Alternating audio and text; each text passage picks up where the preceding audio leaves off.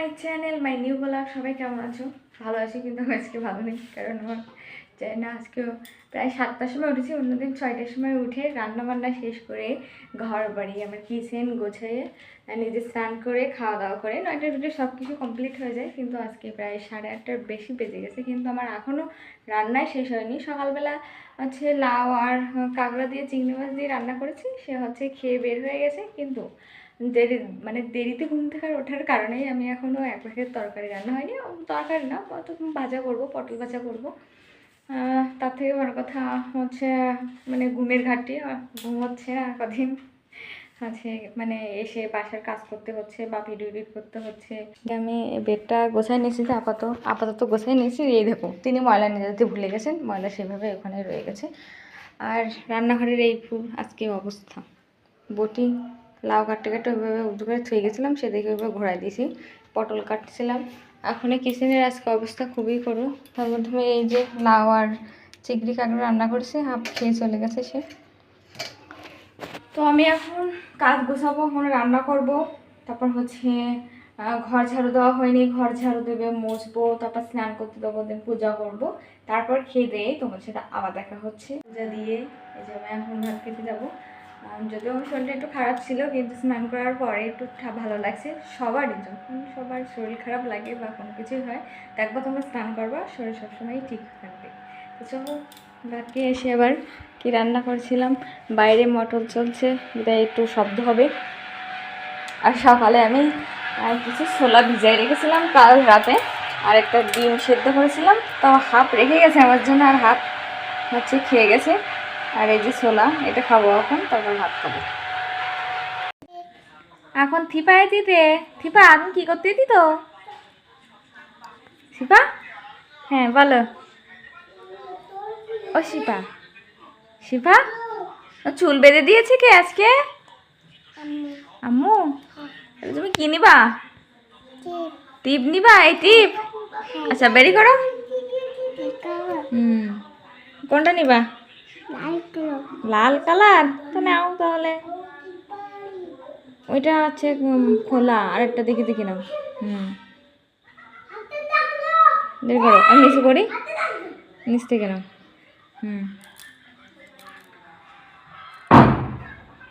নিয়েছো? কই নিয়েছো? পড়াই দেবো? তাহলে কি করবে? পড়ো, আর একটা হাতে নিয়ে যাও। ওইটা পড়াই দেয়, দাও আমার কাছে। এটা পড়াই দেবো?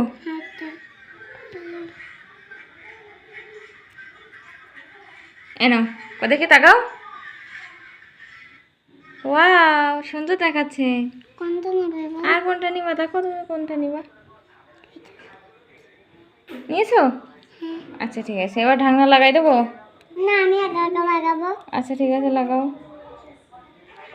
একটা কৌটোর ভিতরে আমার বিভিন্ন ধরনের টিপের কালেকশন এখানে দিয়েছি, বারবার একটা করে তো লাগা ফেলা সম্ভব না, তাই আমি একটা কৌটোর ভিতরে সব কিছু দিয়েছি, যখন যেটা লাগে সেটাই করি।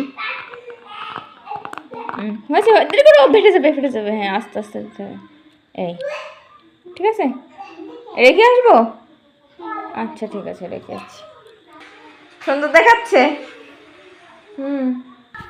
গাইস, রাতে আবার রান্না করতে হবে। সকালবেলা একবার দুপুরের মতো রান্না করে রেখেছিলাম, কিন্তু এখন আবার রান্না করতে হবে।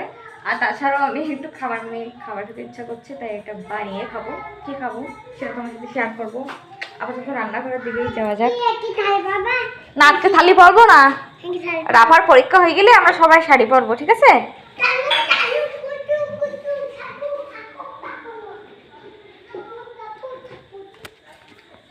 এই 2টা গুটি বাটি, আর এই 3টা ঘরে আছে, একটা ছাদে আছে, 2টা না উপরে আছে, তাই তো? মায়ান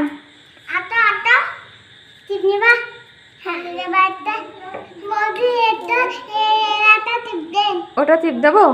ঠিক আছে, তুমি টিপ পড়বে? তুমি টিপ পড়ো? ওই টিপটা তাহলে ওকে দাও, আর আমি তোমাকে আরেকটা দিচ্ছি।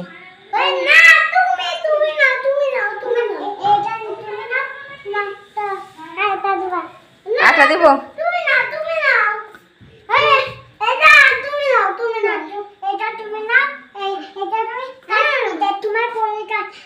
আমি আরেকটা নিচ্ছি। হ্যাঁ,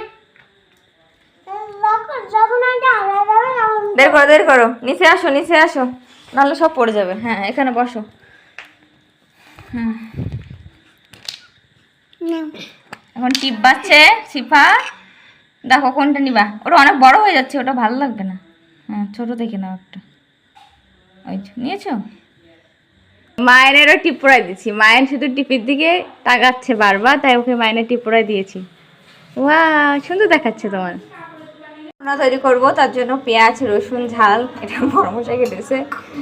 মানে তিন রকম 3 পাত্র দিয়েছে। আমি হলে এক সময় এক পাত্রেই দিতাম। এই যে ভাত হচ্ছে, এগুলো বাটবো, এটা হান্দিসি দিয়ে বাটবো এখন। রান্না বান্না শেষ করছি। আজকে রান্না করেছিলাম বাগদা মাছের ভোনা। অনেক আগেই রান্না হয়ে গেছে, এখন 10:30 মতন বাজে। এখন আমরা হচ্ছে ভাত খাবো। তো এই রান্না করেছি, দেখো এই বাগদার ভোনা। এটা আমার শ্বশুরমশাই ঘের থেকে দেওয়া, আসার সময় দিয়েছিল, সেইটা দিয়ে আজকে ভোনা তৈরি করেছি। তো আজকের মতন ভিডিও এই পর্যন্ত থাকছে। সবাই ভালো থাকবেন, টাটা।